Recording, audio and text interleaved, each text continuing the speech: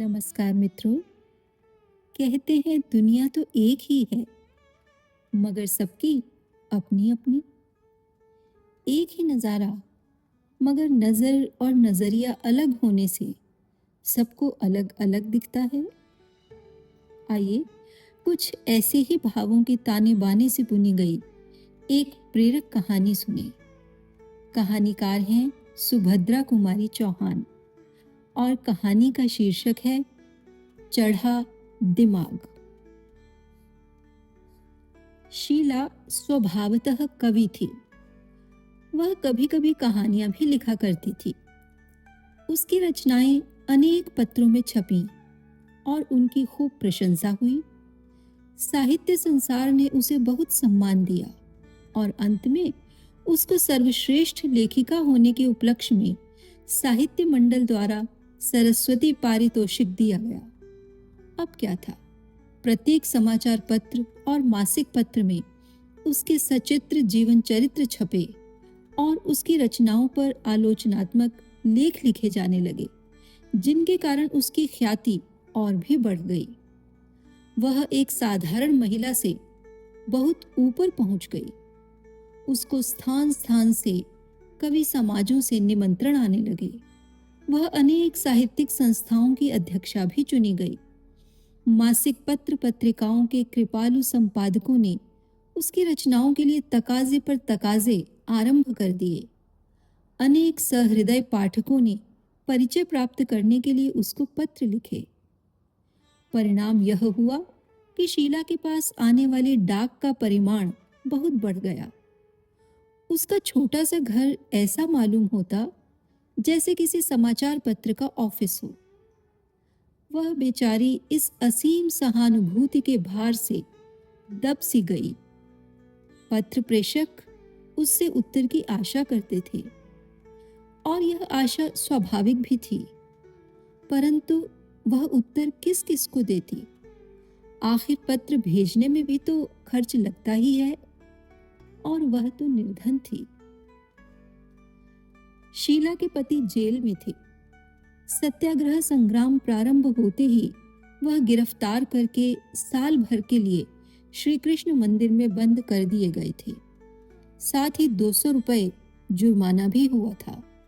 इन सब कठिनाइयों को वह धैर्यपूर्वक सह रही थी। फिर भी वह बहुत परेशान सी रहा करती थी। मैं शीला को बहुत दिनों से जानता था। जानता ही न था, वह सगी बहन की तरह मुझ पर स्नेह करती थी और मैं अपनी ही बहन की तरह उसका आदर करता था। इधर कुछ निजी झंझटों के कारण मैं बहुत दिनों से शीला के घर न जा सका था। एक दिन शाम को पोस्टमैन ने मुझे एक लिफाफा दिया। खोलकर देखा तो पत्र मेरा नहीं किंतु शीला का था। कल्पलता मासिक पत्रिका के संपादक महोदय ने बड़े आग्रह के साथ शीला को कोई रचना भेजने के लिए लिखा था। वह पत्रिका का कोई विशेषांक निकाल रहे थे। पत्र समाप्त करते करते उन्होंने यह भी लिखा था कि उसकी रचना के बिना उनका विशेषांक अधूरा ही रह जाएगा। उस जैसी विदुषियों के सहयोग से वह कल्पलता के विशेषांक को सफल बना सकेंगे। पत्र को उलट पलट कर देखा, मालूम होता था संपादक महोदय ने भूल से लिफाफे पर मेरा पता लिख दिया था, क्योंकि मैं भी कभी कभी कल्पलता में अपनी तुकबंदियां भेज दिया करता था। जैसा कि मैंने पहले ही कहा है, मैं बहुत दिनों से शीला के घर न जा सका था और अब अकस्मात ही यह पत्र उसे देने का प्रसंग आ गया। इसलिए दूसरे ही दिन प्रातःकाल मैं उसके घर गया। शीला का घर छोटा सा था और गृहस्थी भी थोड़ी सी। घर में कोई पुरुष नहीं था। उसकी बूढ़ी सास थी और एक नन्हा सा बच्चा था।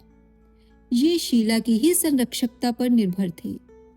अपने पति की अनुपस्थिति में भी वह गृहस्थी को सुचारू रूप से चलाई जा रही थी। उसके इस असीम धैर्य और साहस की मैंने मन ही मन प्रशंसा की। जब मैं वहां पहुंचा, वह आंगन में बैठी कुछ लिख रही थी। मैंने देखा उसका छोटा सा बच्चा दौड़ता हुआ आया और किलकारी मारकर पीछे से उसकी पीठ पर चढ़ गया। साथ ही उसके लिखने में फुल स्टॉप लग गया। मैंने पूछा, क्या लिख रही हो? कल्पलता के लिए एक कहानी लिख रही थी, वह मुस्कुराकर बोली। पर जब यह लिखने दे तब न। उसने वाक्य को पूरा किया। मैंने पूछा, कितनी बाकी है? कहानी तो पूरी हो गई, पर इसके साथ उन्हें एक पत्र भी तो लिखना पड़ेगा, शीला ने कहा। मैंने उस कहानी को लेने के लिए हाथ बढ़ाया, पर वह मुझे बीच में ही रोककर मुस्कुराती हुई बोली, लो, पहले इसे तो पढ़ लो, फिर कहानी पढ़ना। कहते हुए उसने एक लिफाफा मेरी ओर बढ़ा दिया। लिफाफे पर पता शीला का और पत्र मेरा था। कल्पलता के संपादक महोदय ने मुझसे भी शीला की कोई रचना भिजवाने के लिए आग्रह किया था। साथ ही उलाहना भी दिया था कि उन्होंने शीला को कई पत्र लिखे, किंतु इसने एक का भी उत्तर नहीं दिया और अंत में बहुत क्षुब्ध होकर उन्होंने लिखा था, इस चढ़े दिमाग का कुछ ठिकाना भी है? मैंने पत्र समाप्त करके शीला की ओर देखा। वह मुस्कुरा रही थी, किंतु उस मुस्कुराहट में ही उसकी आंतरिक वेदना छिपी थी। उसकी असमर्थता की सीमा निहित थी। कदाचित उन्हें छिपाने के लिए ही प्रहरी की तरह मुस्कुराहट उसके ओठों पर खेल रही थी। कुछ क्षण तक चुप रहने के बाद मैंने पूछा, क्या लिख दूं संपादक जी को? लिखोगे क्या? उन्हें यह कहानी भेज दो, उसने उसी मुस्कुराहट के साथ उत्तर दिया। पर उन्हें ऐसा न लिखना चाहिए था, मैंने सिर नीचा किए हुए ही कहा। उन्होंने कुछ अनुचित तो लिखा नहीं, उसने गंभीर होकर कहा। कई पत्रों का लगातार उत्तर न पाने पर लोगों की यह धारणा हो जाना अस्वाभाविक नहीं है। उनकी जगह पर क्षण भर के लिए मुझे या स्वयं अपने को समझ लो, फिर सोचो, लगातार 3-4 चिट्ठियां भेजने पर भी यदि कोई तुम्हें उत्तर न दे तो फिर उसके बारे में तुम क्या सोचोगे?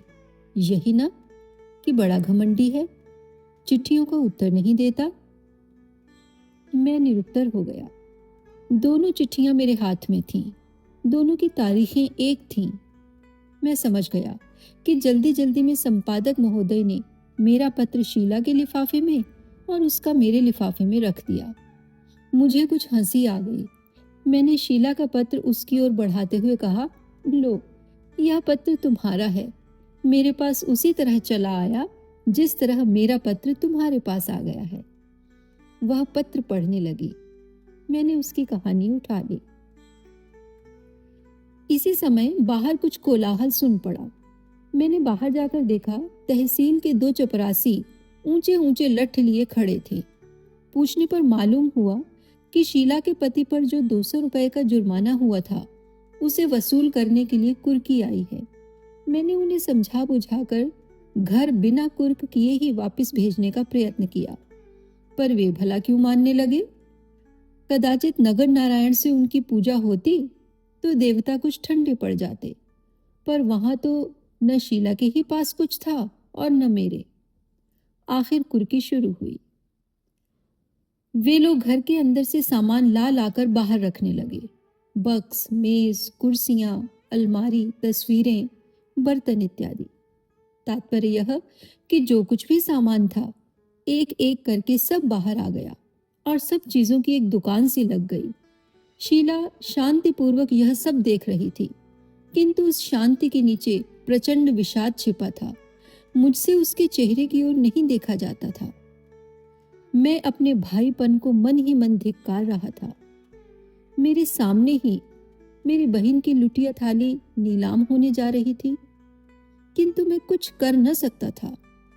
खैर, उन सब वस्तुओं की एक सूची तैयार करके चपरासी सामान ठेले पर लाद कर ले जाने लगे। सामान में बच्चों की एक ट्राइसिकल भी थी। शीला का बच्चा ब्रजेश अमाली ताइकल कह के मचल पड़ा। शीला कुछ भी न कह सकी। बच्चे को जबरन गोद में उठाकर वह दूसरी ओर चली गई। सामान चला गया। मैंने अंदर जाकर देखा, वह बैठी बच्चे को कुछ खिला रही थी। उसने मेरी ओर देखा। उसकी आंखें सजल थीं। मैंने सांत्वना के स्वर में कहा, बहन, देशभक्तों की यही तो अग्नि परीक्षा है। थोड़ी देर बाद उसकी कहानी लेकर मैं घर लौटा। घर आकर मैंने वह कहानी पढ़ी और उसी प्रकार कल्पलता के संपादक के पास भेज दी। कहानी का शीर्षक था चढ़ा दिमाग। धन्यवाद मित्रों। आशा है यह कहानी आपको पसंद आई होगी, तो इसे लाइक करें, कमेंट करें, शेयर करें तथा ऐसी ही और रचनाएं सुनने के लिए हमारे चैनल को सब्सक्राइब करना भी न भूलें। नमस्कार।